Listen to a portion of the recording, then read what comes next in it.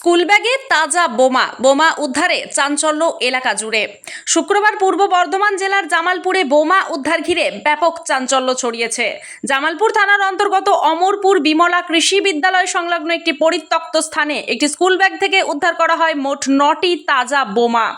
খবর পেয়ে দ্রুত ঘটনাস্থলে পৌঁছায় জামালপুর থানার পুলিশ। পরে বর্ধমান থেকে বোম স্কোয়াডের একটি বিশেষ দল ঘটনাস্থলে পৌঁছায়। পুলিশ এবং বোম স্কোয়াডের তত্ত্বাবধানে বোমগুলি নিয়ে যাওয়া হয় জামালপুরের অমরপুর সংলগ্ন বেগরপুর এলাকার দামোদর নদের চরে। সেখানেই বোমাগুলিকে নিষ্ক্রিয় করা হয়।